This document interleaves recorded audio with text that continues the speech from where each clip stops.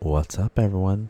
NanMan here, and I'm back with some more modern action from our LGS. This time around, we've got Golgari Elves versus a Rakdos Hollow One build. So, very excited to bring this one because it's been a little while since we've seen some Kindred stuff, and it's been a little bit since we've seen Elves. I mean, over a year for sure since we've seen Elves on the channel. Actually, let's look and see when was the last time we got to see Elves on the channel. Okay, how about 2024? It's been 2 years since we've seen Elves on the channel. So, put the deck together, of course, with some new additions in there. I'm going to be testing it out for the first time, trying to see how we do. On the other side of things, Hollow One has risen up and down. Of course, got some new tools that players are testing out. This player in particular is doing some of the Moon Shadow builds. There's a couple players at our shop testing out and trying to find some homes for Moon Shadow. I've been testing it out in a Grixis Death Shadow build, with some varying degrees of success and fun with it. Some players are a little bit more all in on the Moon Shadow, so we're going to see how things work out with the Hollow One. I think this is also our first time. This was recorded up basically right as the Lorwyn set came out. So we're still getting used to the Moon Shadow elements here, but Nettle Sentinel going to come down, for any old school Lorwyn fans there. So a little bit of a 2/2, doesn't untap during the untap step, but then gets to draw some cards. Now, I am doing the Golgari Elves. I have seen some, talk and lists that are going for the Selesnya style to get infinite mana with like a devoted druid and things like that. I have those pieces. I'm not sure if that's the route I want to go. It's very powerful. You get so much mana. So like maybe that is the route to go for, is just generate a bunch of mana and add in like those pieces and go from there. But we'll see. We'll see how it works out with the, you get the drain effect off the black and some really powerful black sideboard cards. So, we'll see if it's worth it though. But we do see Moon Shadow #2 coming out here.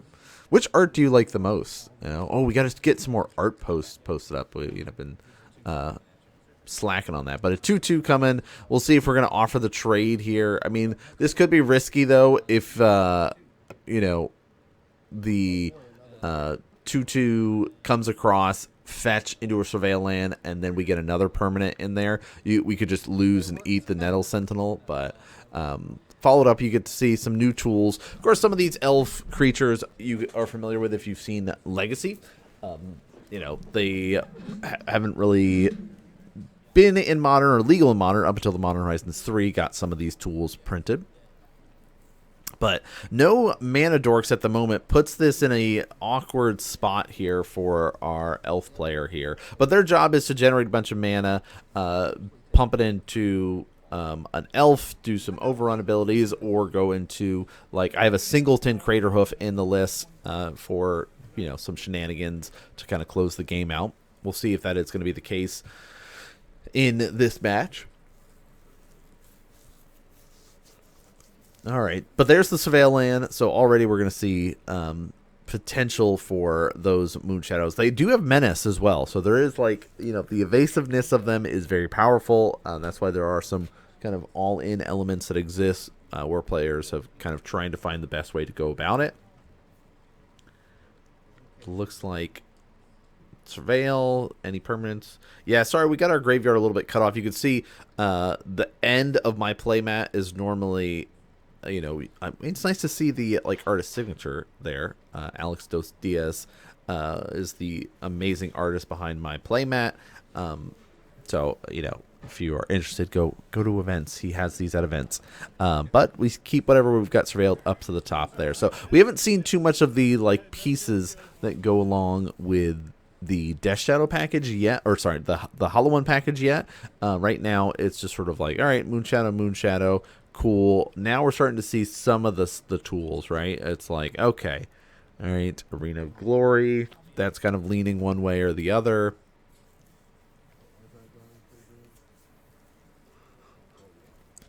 But if you guys like our content, please consider subscribe and follow along. We've been getting a lot of new support on the channel, which we greatly appreciate. And, you know, whenever you guys are interacting with the video, doing the thumbs up, leaving a comment, even if it's just a silly one, it helps the algorithm know that this is content people should be checking out and seeing, because we are going to be rotating through some stuff. We've got some stuff in the works for you guys to check out. Of course, more modern content every Monday and Thursday.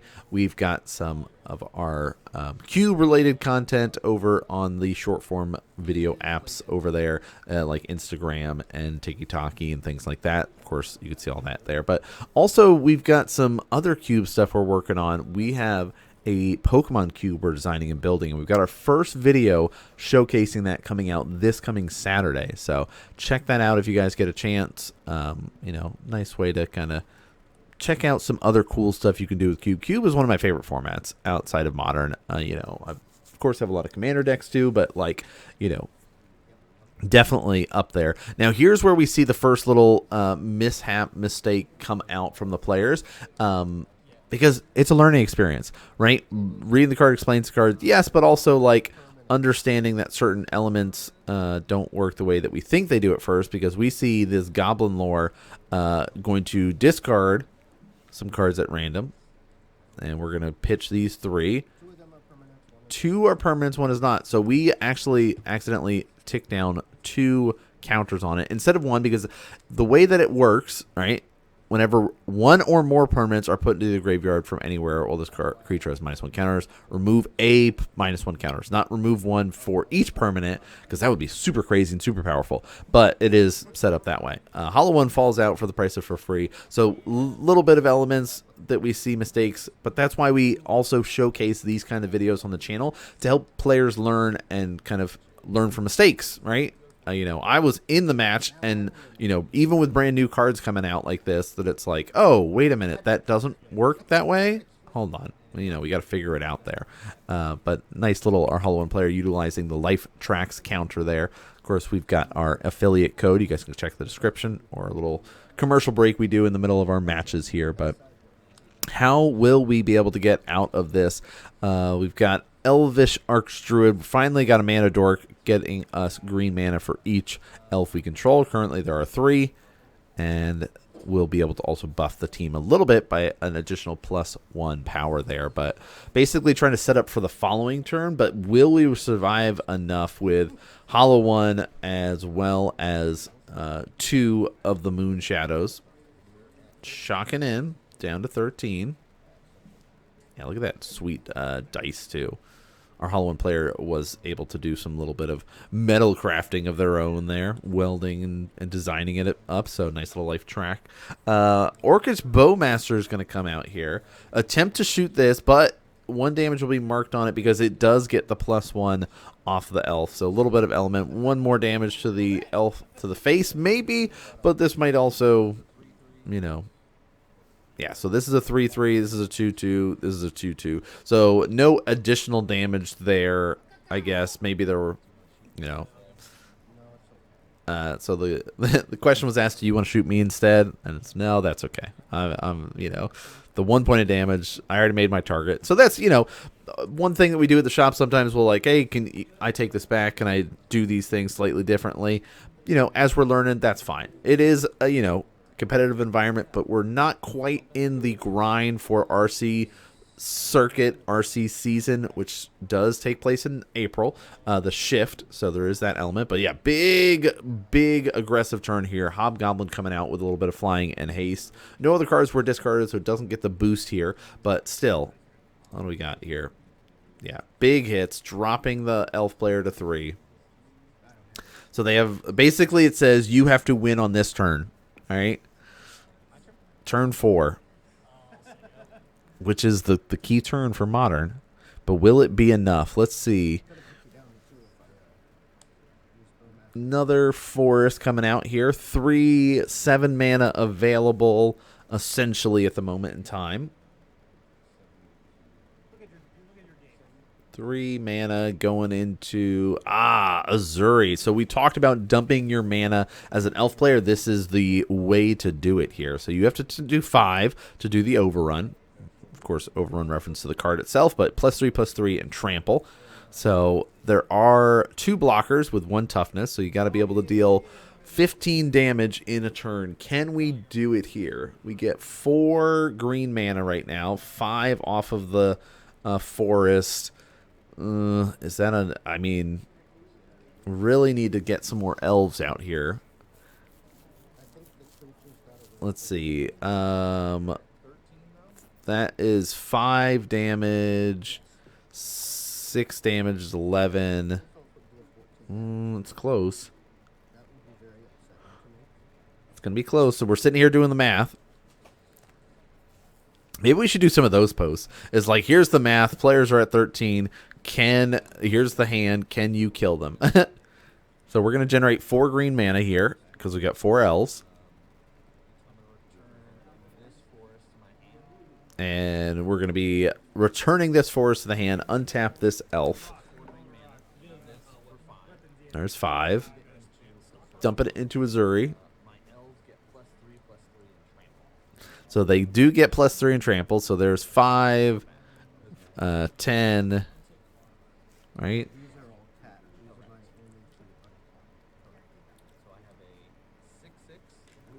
Yeah, 16 damage coming across. Yeah. 6/6, 5/5, 5/5. So those 2 blockers that are there are not enough to save the day. So that our Hollow One player was joking about going into this is like, how does your deck even win with all these little dorks? Like, you have a bunch of like 1/1s and 2/2s. And so it's nice to be able to go, well, this is how it does it. Turn 4, here's a bunch of mana. And not utilizing the Devoted Druid stuff. So maybe that is the play. It's just pivot off of the green-black. I don't know. I got to decide. Our Hollow One player jokingly crying over dying to the elves because they so close. Needed the bolt there or something. But yeah, very close game number 1 to start us off here.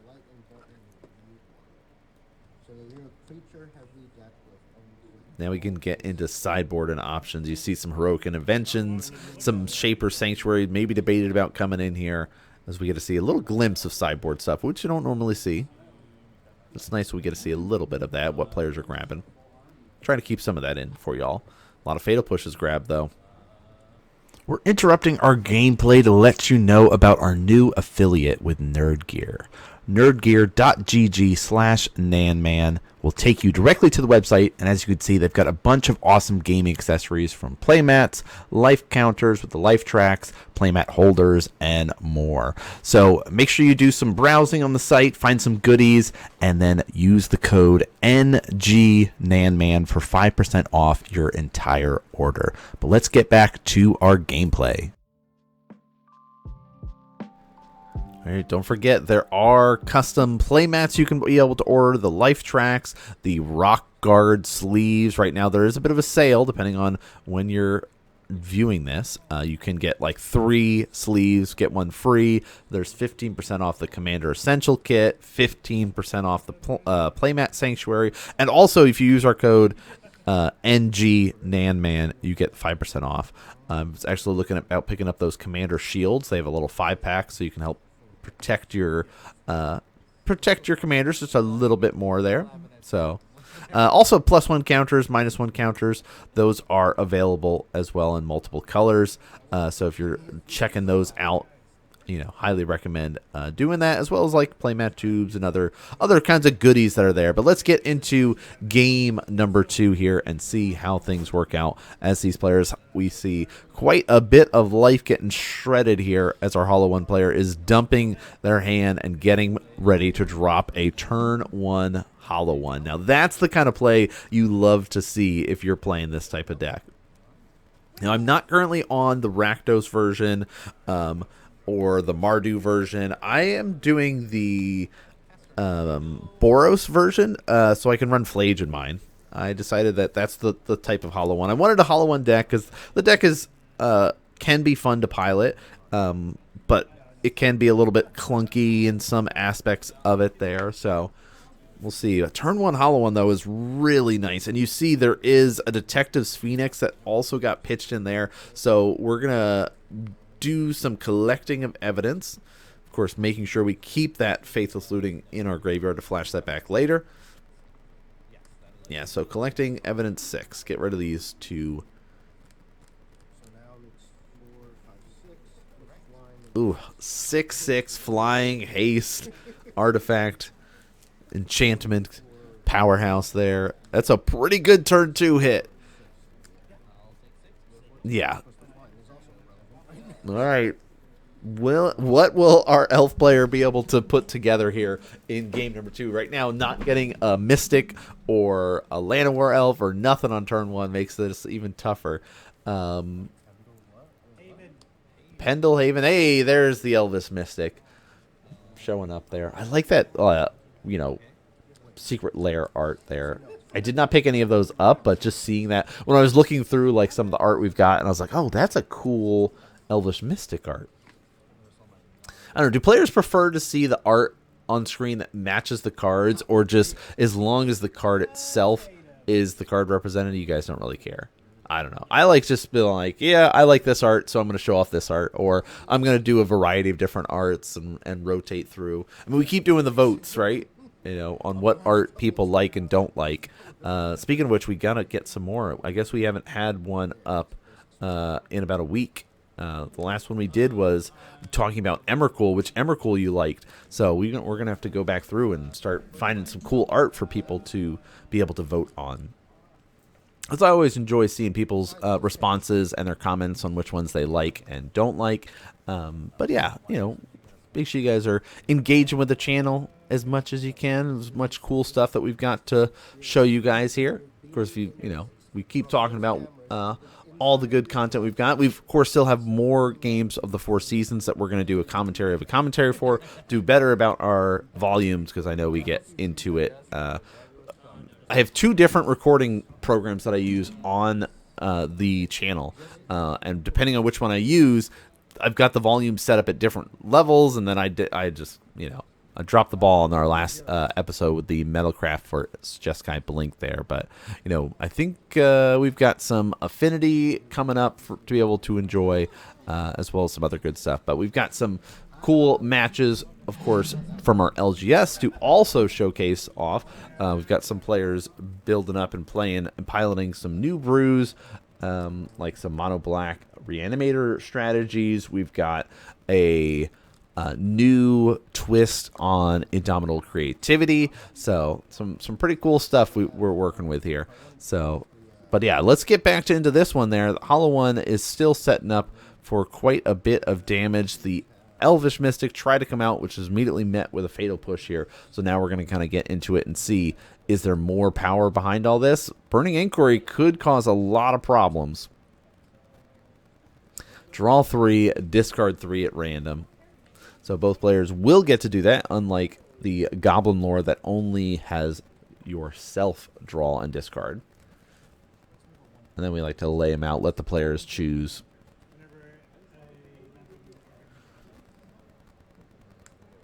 Yeah, how would you pick? Do you go for like all just in one pile like that? Do you like mix and match and like every other one?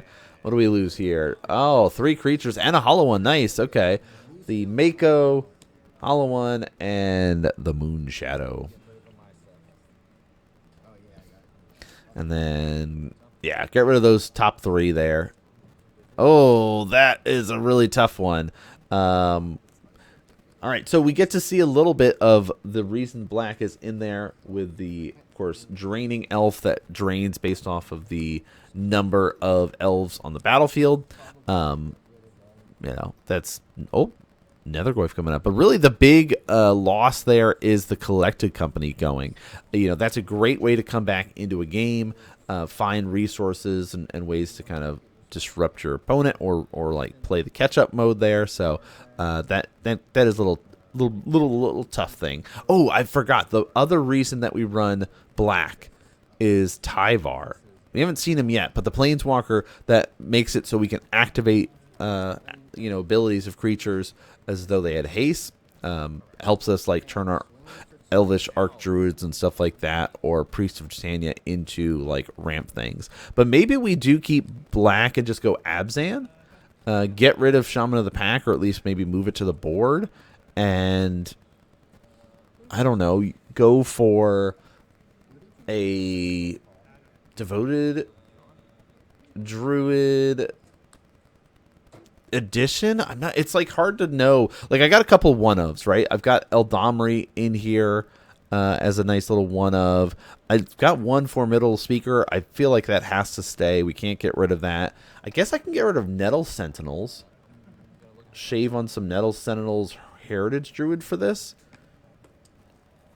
It's hard to know. Oh, speaking of Eldamri, it's coming out now. You may look at the top card of your library anytime. You may cast creature spells from the top. It's also a 3/3, and I can pay green and tap 2 untapped creatures to reveal cards from the, either from my hand or the top, and I get to put that creature in the battlefield. So it can work really well if I have like a Crater Hoof or something like that, which I do have a one of in the list, which I'm a big fan of. You know. So yeah, I think so. If we get rid of Shaman of the Pack, that shaves off. There's only 2 of in the list right now. So we get rid of 2 Shaman of the Pack. I don't know. I think I still have Blooming Marshes in the list, so I got to get rid of those for temples. That's not bad. But, oh, Bolt is going to clear the path, and yeah, that's going to make the Goyf grow even more and swing in for quite a lot of damage. And we're going to go into game 3 there. So very, very big hits coming across both sides there.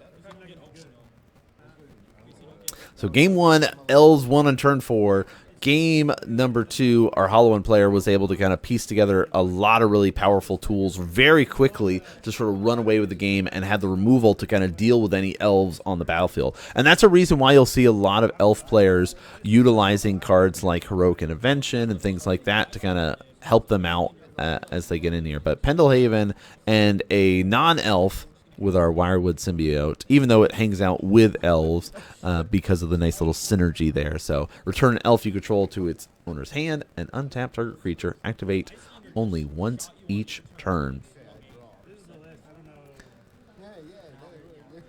All right, fetch land. Looks like we got another Moon Shadow.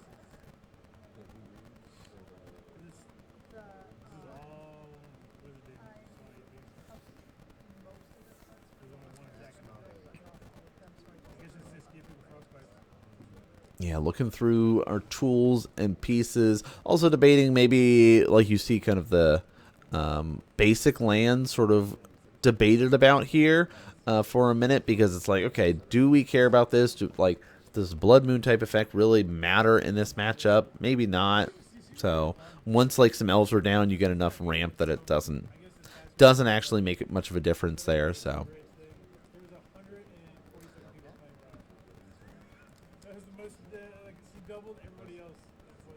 All right, and fetch and shock. So it's already tapped, but it's not really supposed to be. But really, it's like we're going to let it come in and immediately float some black mana so we can get that Moon Shadow out there. I think my brain is still getting mixed up, like Moon Shadow, Death Shadow. Like for years, I've been talking about Death Shadows, and now it's like, oh no, wait, there's another Shadow creature that doesn't even have Shadow that I need to start learning about. There's the Moon Shadow. 7/7 with Menace. Let's see how well we do about tracking it this game. I'm pretty sure we also mess up the permanents entering here, but we'll see as it gets into this match. Going first does make a big difference when we see the elf player being able to sort of set themselves up a lot here. So do they have a turn 2? Right now, no forest, though. All right. 1 damage. So that is also a little bit telling of going, oh, I guess you don't really have the things you need. All right, Faithless Looting, draw 2, discard 2. Yeah, so this is, I think, where we start to see the 2 permanents go in and 2 counters come off here. 1...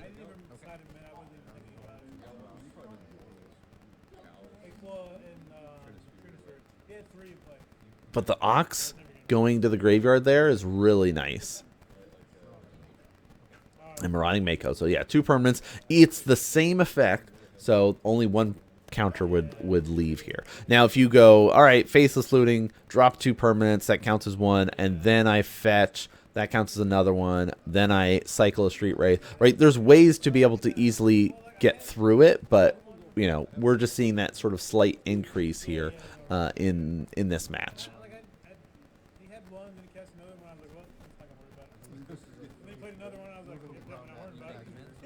All right, combat coming across. 3 damage, which should be 2, but that's okay. We'll see if it makes a difference and impact in this match or not. All right, basic forest here. What do we got for... I was like, there's got to be a 3-drop now, right? If we didn't play anything on turn 2, then we've got to have something here. All right, Elvish Mystic. Guess we needed that last turn, but 1 more damage coming across. The poke to death is happening.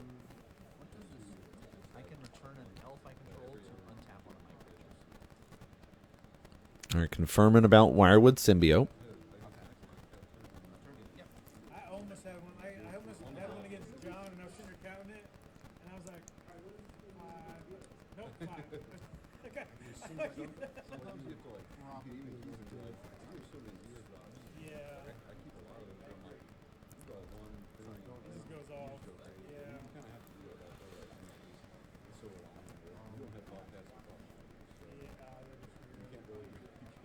All right, looks like we got another Moon Shadow that we're looking to deploy here. Yep, there we go. I went first, and then he never sells. We do looks like not have another land drop here. So I guess there was that debate of whether we want to do the Goblin Lore or not. But all right, 3 more damage coming across. Which again would have been 2. So 2 life more, 16 to 15 if we were tracking it correctly, but we're not. So we're playing it off based off of what is on the board here.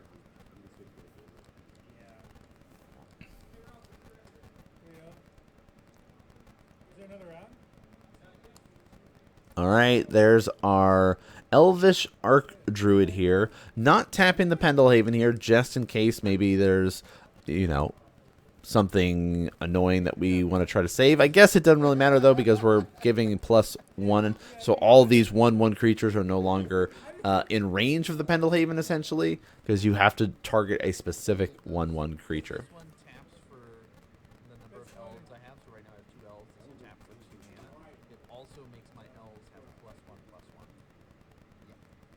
I guess no, because our insect is still not pumped. So that helps our insect survive like a little bit of a 2 damage spell. Or an Orcish Bowmaster. So there are reasons for it. A bolt straight up just kills it, and it's like, nah, that sucks. But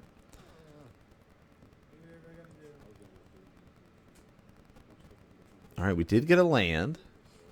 So that means 1 extra permanent, maybe even 2, depending on what we surveil.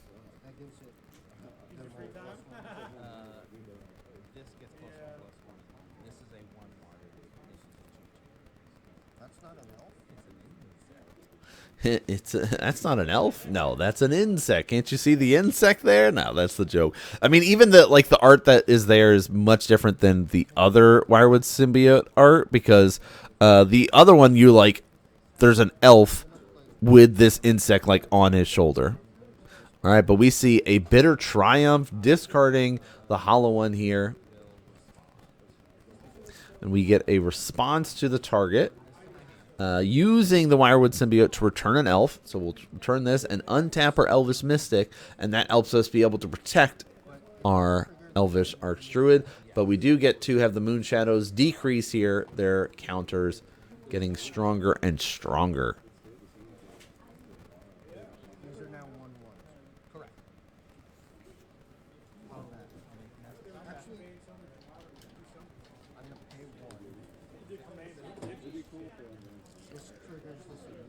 All right, we're going to trigger again.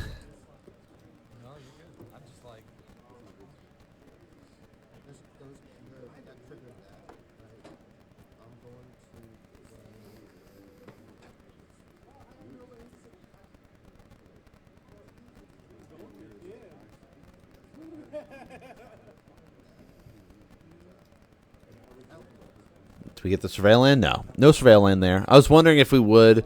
It's definitely a possibility, because then that way we could have maybe found something else. But it says, I have no responses to combat. You may commence with combat. It's not good, but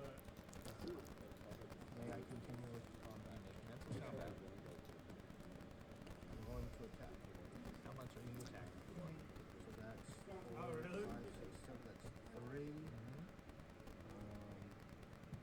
Oh no, it's So 8 damage coming across? Which is a lot of damage. this is silly one. Yeah, I got it. Yeah, I got it. 2-1, 2-1. It just plays like it's just fun stuff.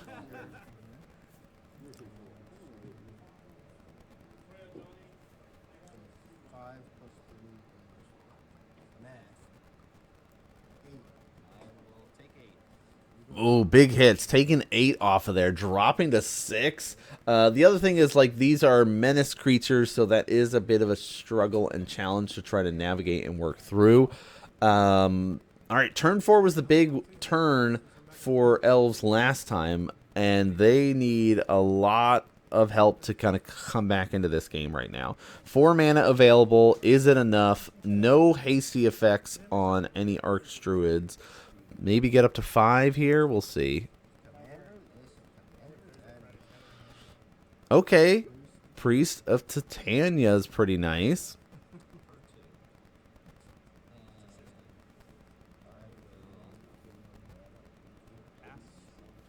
But passing there is scary. Doesn't look good for the Elf player here. So Hollow One player looking to close things out with some Moon Shadows.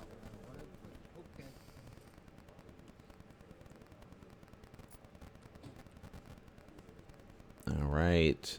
Looks like we got a Goblin Lore. The debate on whether or not we want to deploy that, it basically would force us to draw and discard everything. But in the case of, like, if it's a bunch of permanents, that would help the Moon Shadows. So, like, looks like the player is going to be using it, especially when we're going through the mindset of every permanent that goes would decrease it. So they go, yeah, let's do it. So draw 4, discard 3. So basically you got to keep one of those cards.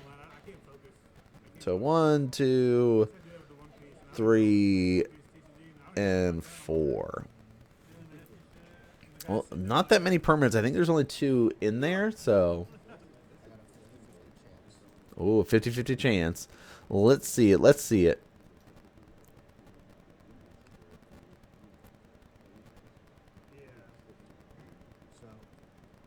Two permanents. So yeah, we're gonna decrease 2 of them. It's gonna be a tough, definitely gonna be a rough spot for the Elf player to be able to kind of piece together and come through this next attack, especially when more permanents and counters are getting removed than they should be. But I don't think it really matters when you're like, well, here's a 1/1, a 1/1, and an 0/2.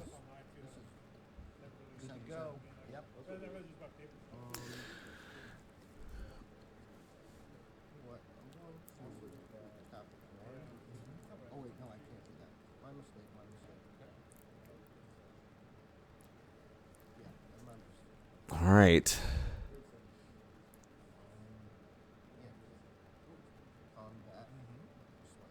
Bring the beats. They have menace, so we've got a block there.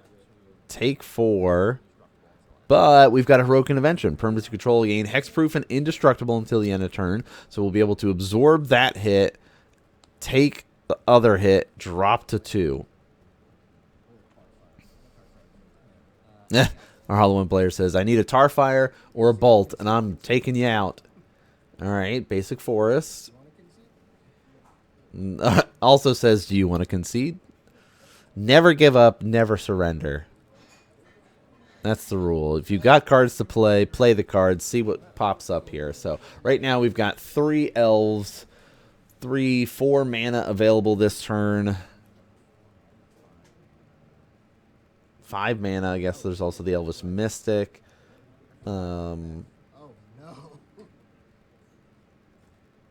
see what we can do this turn. Yep, here it comes. 4 mana. 4 green floating. All right, so these are these moments of like, is there a... Okay, oh, this is also why we have Eldamri, right? We've got mana. There's still mana left. So we can be able to try to piece something together and play off the top. So we get a Quirion Ranger. This lets us return a forest, untap an elf, and be able to basically keep going, assuming there's a creature on top that we're able to hit here.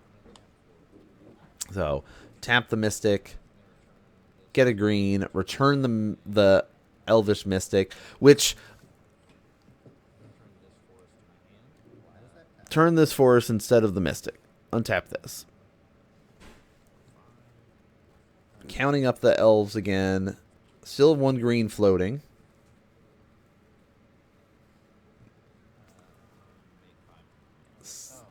Making 6 mana now. So we're looking for a way to generate. That's pretty good. Pay 2. Get another priest. So we're making basically a wall here. Oh, another Quirion Ranger. Okay, so those ones have been used. Still have 1 available. All right, so I think we did do the Mystic, Elvish Mystic. Did we return it? I can't remember. Azuri here. Oh, okay. All right, so we're... Is there a way to survive and kill here? This is that moment of like not knowing the deck as well and going, okay, maybe... All right, these 3 creatures are the only 3 creatures that can attack.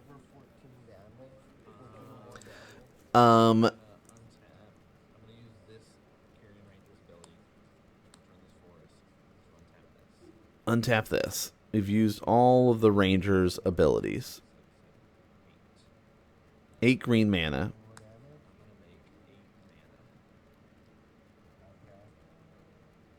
It's almost enough to pump it twice. Haven't used the...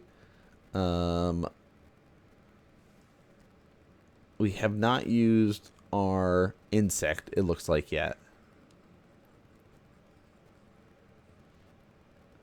And we've run out of forest. So this is where the Blooming Marsh has hurt us and the Pendelhaven has hurt us. Because if we had basic forest here, we could keep going.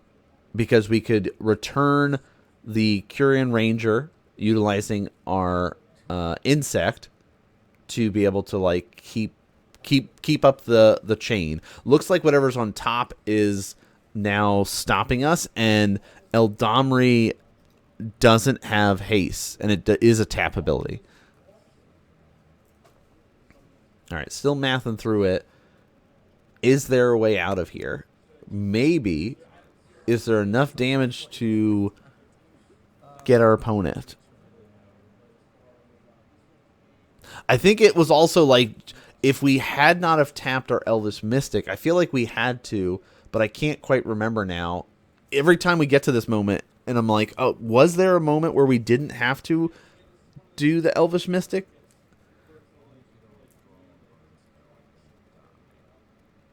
And as long as there's no burn spell, we don't die. So, is this the moment? Do we stabilize here at 2 life? Because now that we have enough creatures, we can just start blocking.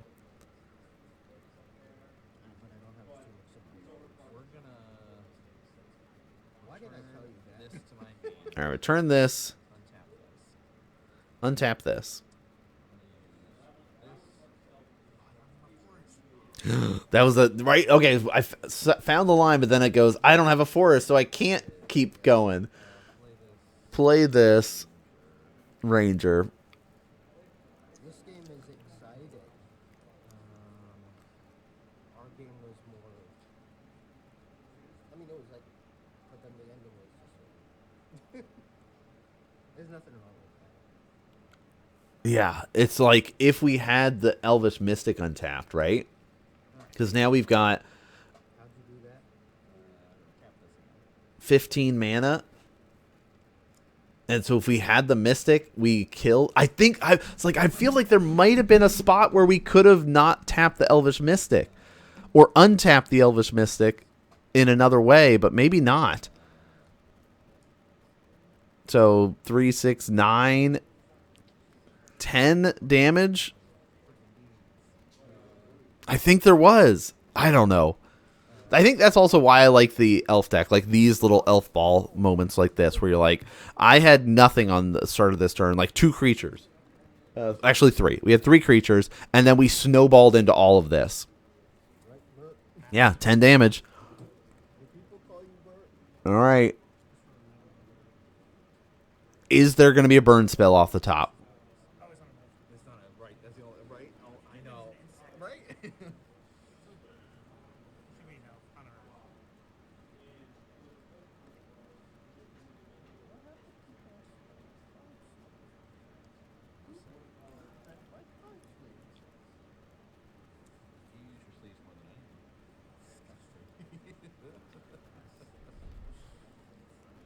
know. All right. Any burn spells? I don't see a burn spell. Is this the thing that keeps powering everything up? I'm going to bitter triumph it. All right. Attempt to bitter triumph it. Oh, of course.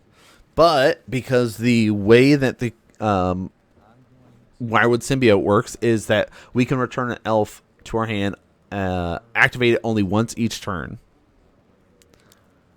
So we'll activate it, return the Mystic, untap this,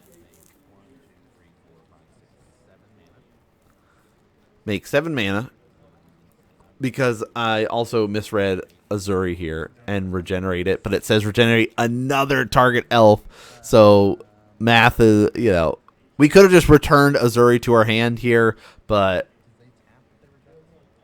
No, but if they would be dealt damage, then they get turned. So you can put a.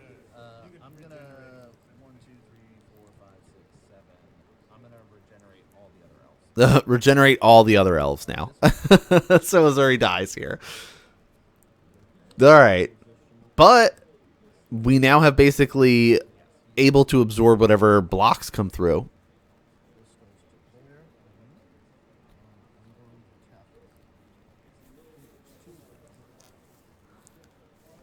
it. All right, but in the graveyard, there's the Ox of Agonos. So, escape 8 cards, double red, enters with a +1 counter on it, and you get to draw 3 cards. So as long as there's not a burn spell and a land in the top, we're okay. We survive. 3 cards off the top.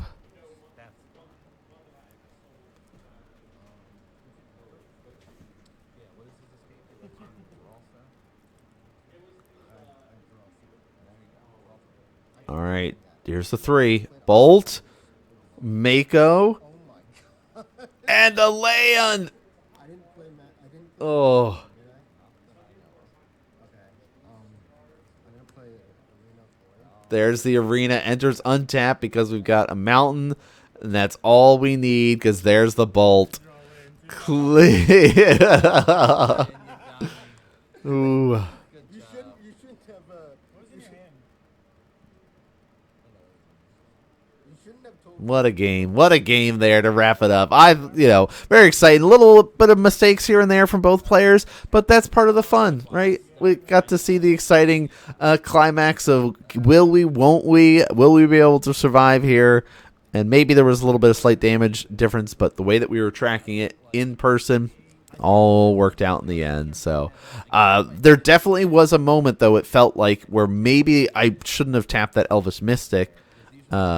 Because it's like, hindsight's 2020, already going through and talking through it and going, there might have been a moment where I didn't have to tap this, but I feel like I'll have to go back and watch it again, or maybe you guys can go back and let me know. Was there a moment that I didn't have to tap the Mystic, so I could have killed that one turn and gone in with the big elf ball there? But I don't know. Very fun to be able to see. Also, good learning to know that, nope, Moonshadow doesn't work the way that we were playing it that way. We kind of learned from that moment and kind of have since changed it. But now we get to see a little bit of the sideboard options. I'm utilizing the Shaper Sanctuary right now in there. Creature you control becomes a target of a spell or ability your opponent controls. You may draw a card.